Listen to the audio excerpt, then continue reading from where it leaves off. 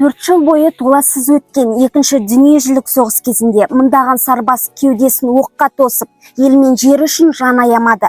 Көзсіз батырлық танытып, небәрі 23 жасында өмірден өткен жанның бірі, Кеңес одағының батыры Баймағамбетов Сұлтан Біржанұлы.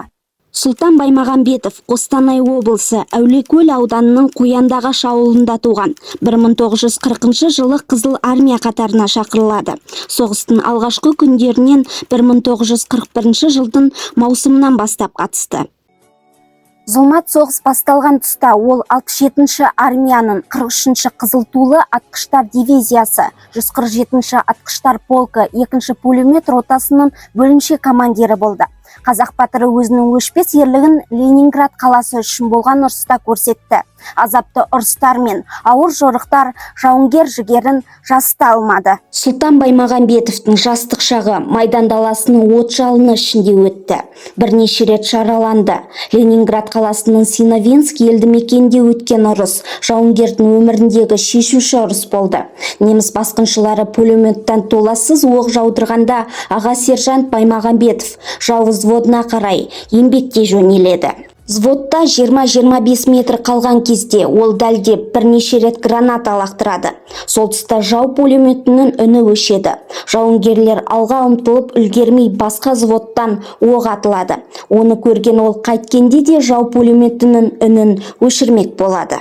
Жер бауырлап барып, кенет ұшып түрегеледі де өзінің денесімен взводтың амбразурасының аузын жауып, ерлікпен қаза табады. Қазақ жігітінің көзсіз ерлігінен күш алған сарбаздар осынау маңызды аймақты жаудан азат етеді.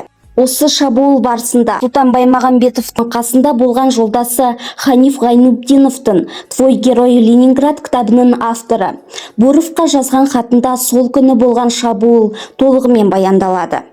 1941 жылы 21 ақпанда КСРО жоғарғы кеңесі төралқасының жарлығымен аға сержант Баймағамбетов Сұлтанға қайтыс болғаннан кейін Кеңес одағының батыры атағы берілді.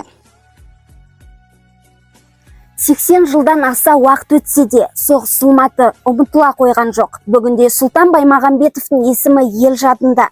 Елге ғана емес, Ресейдің бірнеше қалаларында Кеңес одағының батырына арналған бірнеше ескерткіш қойылған. Сонымен бірге елімізде Сұлтан Баймағамбетов атындағы мектеп пен мұражай да бар. Қостанай мен Құсмұрын қалаларында батырдың есімімен аталған көшелер бар. Отан үшін от кешкен ердің ерлігі ешқашан ел жадынан өшпейді.